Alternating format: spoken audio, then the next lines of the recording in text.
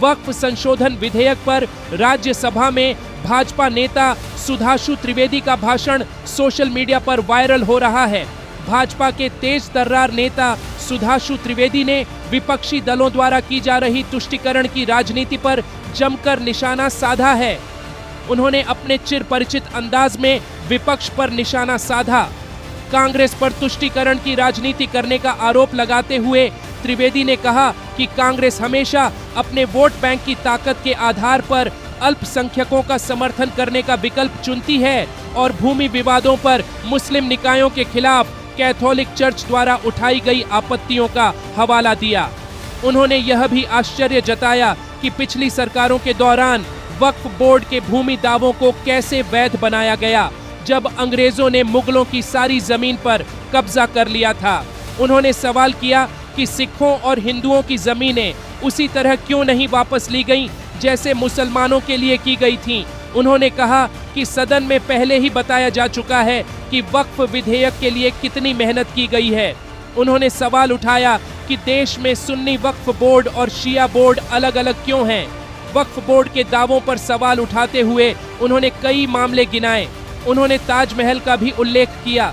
त्रिवेदी ने कहा कि उन्हें आश्चर्य है कि ताजमहल पर भी दावा किया गया।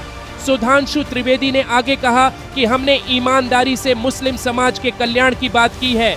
उन्होंने कहा, हमारी सरकार ने इस लड़ाई में गरीब मुसलमानों का साथ दिया है, न कि तथाकथित कट्टरपंथी और कट्टरपंथी ठेकेदारों का। हमने ईमानदारी से मुस्लिम समाज के कल्याण के लिए बात की है, क्योंकि एक तरफ खड़ा हुआ है ईमानदार मुसलमान जो शराफत के साथ ईमान को गले से लगाए हुए हैं, और दूसरी तरफ कुछ चंद सरमाएदार हैं जो उस अमानत में खयानत करके शरारत के साथ उसके झंडावरदार बनना चाहते हैं। तो यह मुकाबला किसके बीच में है? यह शराफत अली और शरारत खान के बीच में मुकाबला है। हमारी सरकार शराफत अली के साथ खड़ी है, हमारी गरीब मुस्लिम के साथ खड़ी है। ये गरीबों गुर्बत वाले गुर्बत अली और सरमाएदारे वाले गाजी खान के बीच का इलाका है। कट्टरपंथी वोट के ठेकेदारों के मन की ठसक के बीच में हमारी सरकार ने उस कसक का साथ दिया है, जिसके लिए मैं मानता हूं गरीब और पसमानदा मुसलमान निश्चित रूप से उनका आभारी होगा।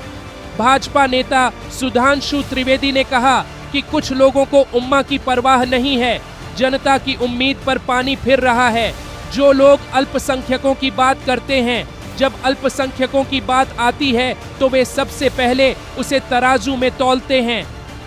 उम्मा शायद हमारे बहुत से लोग समझते हो ना समझते हो, पूरी एक एंटायर जो इस्लामिक खलीफत और राज होता है उसको उम्मा कहते हैं। उम्मीद वालों को तो उम्मीद की नई रोशनी दिख रही है, उम्मा वालों की उम्मीद पे पानी फिर रहा है।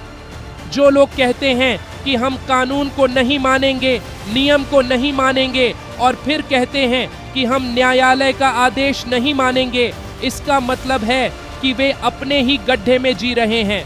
आजकल बहुत से लोग खुदाई करने से डरते हैं, क्योंकि जहां खुदा है वहां भगवान है। मैं कहना चाहता हूं, जो संविधान को न माने, कानून का न माने, इसका मतलब वो अपनी खुदाई में जी रहा है। खुदाई से आजकल बहुत से लोगों को डर लगता है, क्योंकि जहां जहां खुदा है वहां भगवान है। जहां जहां खुदा है वहां भगवान है। बाकी आप सब बहुत बुद्धिमान हैं।